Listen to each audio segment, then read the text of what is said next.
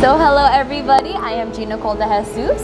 I am 27 years old. I'm currently living in the Philippines. Right now, I am a national finalist for Miss Universe Canada 2019. And I just currently finished my reign with Miss Earth as your Miss Fire Philippines 2018. And I'm really excited for this new journey that I'm going to be on in pageantry.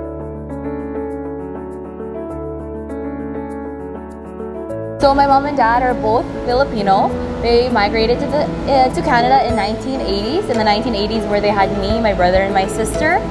And you know, I'm very blessed to have lived in Canada and to have been born in Canada by Filipino parents, immigrants, because they taught me so much about hard work and perseverance. Because when they came to Canada, they didn't have much at all.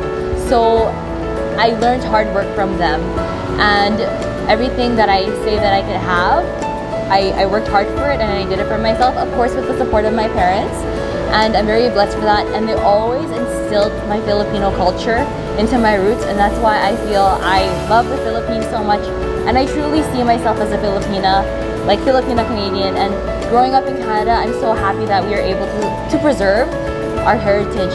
They never want you to forget where you come from. My dad, he would sell fish, like bulk fish, right? And so we did that. Eventually he phased it out and didn't continue that. And I remember my mom, she would cater inside her little tiny kitchen. So she would cook and then cater and then sell it to people. So I remember that growing up, and my mom always was the best cook. I'm not even being biased, so she's the best cook. My family's so amazing when it comes to cooking. So my mom, she worked for a mail service, Canada Post. Actually, she had a great job. Both my parents worked for Canada Post, and my mom retired when she was 50, and she was like, I'm gonna open up a restaurant. And I was like, what?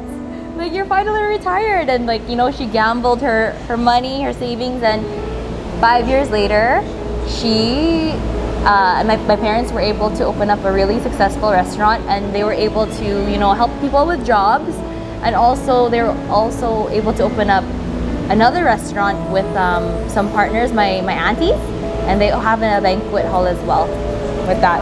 Yeah, it's a Filipino restaurant. So Filipino restaurant. Prior to that Filipino restaurant, they had a Thai franchise. But yeah, I can cook. Here in the Philippines, I barely even eat out. I'm always cooking because it's such a personal thing that you could do for people and for yourself. And at least you know what you're putting into your food. And it's so romantic, and there's so much love when you cook.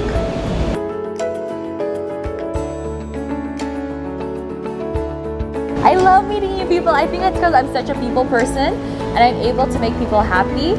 So I love meeting new people, and I love knowing lots about people because everyone is so different, and I love knowing what other people do.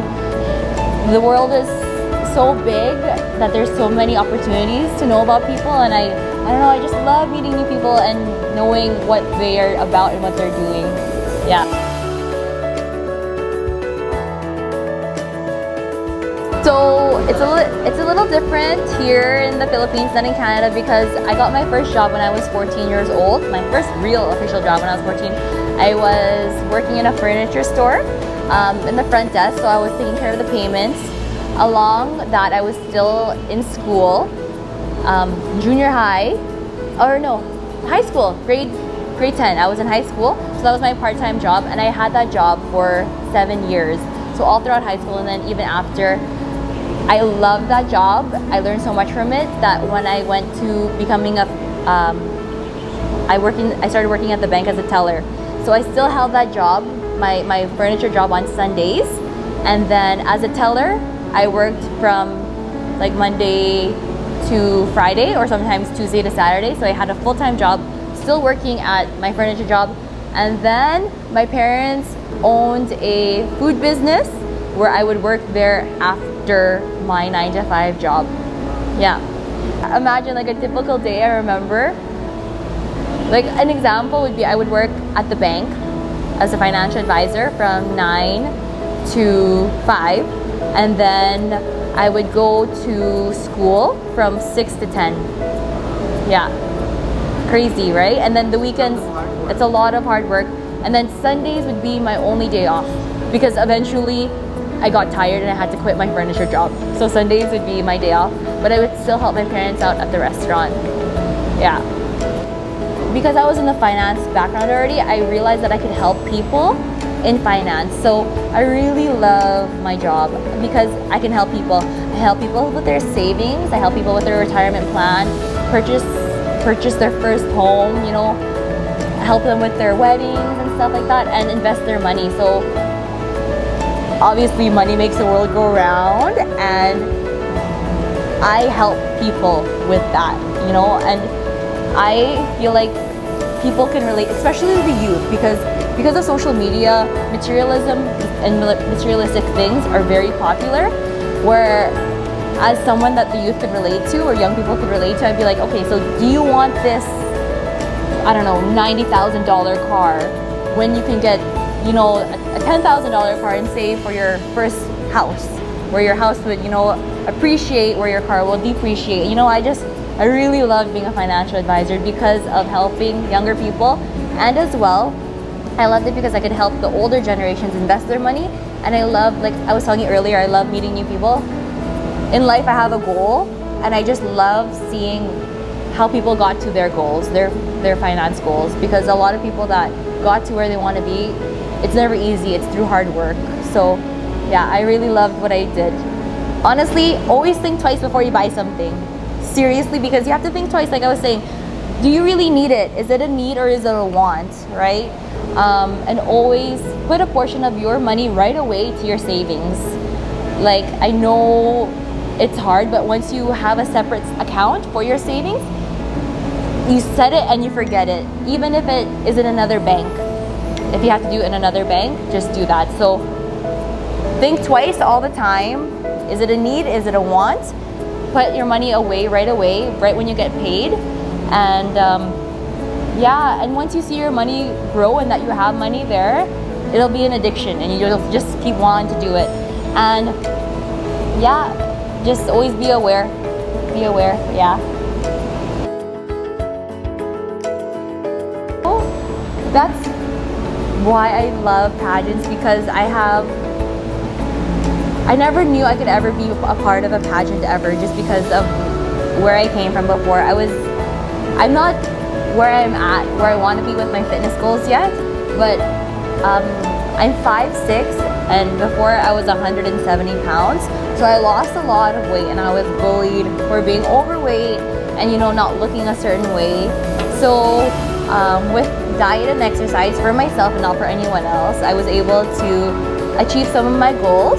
And it's just crazy how differently you're treated once you look a certain way, and I don't believe it should be like that. That's why I'm an advocate for bullying, because it's really crazy, because the same people that bullied me, or the same people that I knew, gave me different attention once I looked or lost the weight. And it's just, like I said, it shouldn't be like that, but it's crazy how much image affects our everyday lives. My message is just to believe in yourself and never mind them. It's so hard to hear it from me, but really never mind them and focus on what you want to do, and use those words that they use as a motivation for you to work harder. And a lot of the times when people bully, it's because they're insecure about something of themselves. So you know what, pray for those people, you know, and pray for yourself, and just like I said, use it for motivation. I love to sing. My love for the stage before pageantry has always been singing. I'm not the best singer, but I really do love singing. And I used to perform, not so much anymore, but that's one of my favorite pastimes, is to perform on stage. Yeah. Ooh, to the left, everything you own in the box to the left, in the closet, that's my stuff, yes, if I bought it, then please don't touch. There you go, a few lines.